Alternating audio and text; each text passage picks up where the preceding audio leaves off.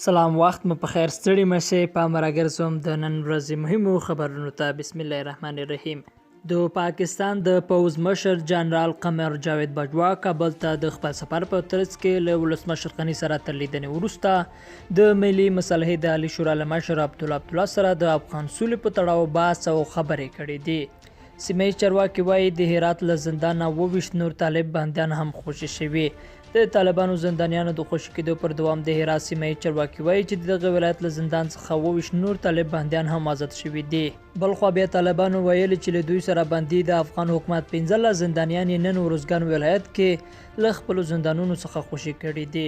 روغتیا وزارت وایي په هیواد کې د کرونا وایرس 1542 نور مثبت پیښې ثبت شوي دي.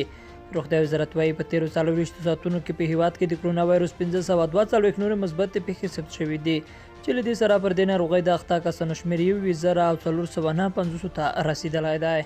عبدالله وایي حکومت د سولې مذاکراتو لپاره چمتو دی.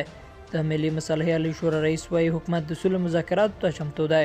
عبدالله له افغانستان سره د سولې په برخه کې د نړیوالو ټولنې د مرستو په اړه په خبرو کې ویلي چې افغان حکومت د سولې له هیڅ ډول هڅو ځان نه سپموي. نوموړي پر خپله فیسبوک پاڼه لیکلي چې تمه لري طالبان رامنځته شوي فرصت په استفادې د خلکو له غوښتنو سره سمې هڅې وکړي. د پاکستان په کراچۍ ښار کې د یوې ودانۍ د نړېدو پیښه کې 14 کسان مړه او ډېر شمېر نور ترای تم دي. د کراچۍ پولیسو ویلي ممکن تر خاورو لاندې نور کسان هم بندي پاتې وي او په خبره یې د مړو شمېر ښیي لوړ شي. پاکستان د افغان سولې اصلي ادرس دا ادرس اوس خلیلزاد په سمه توګه پیدا کړی دی. د ترکیې څخه خپرېدونکي حرید ورځپاڼې په تزایب او تحلیل کې ویلي چې له کلونو وروسته امریکا په ځانګړې توګه د افغان سولې لپاره د امریکا خاص استازي زلمي خلیلزاد ته دا اوس ثابته شوې ده چې د افغان سولې اصلي ادرس او کلی اسلام آباد کې ده.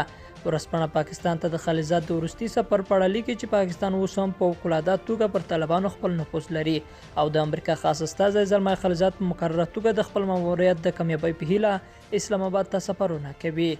لیدونکو دا د نن ورځې مهم او لنډ خبرونه چې مو اورېدل، تر بیا ښې چارې.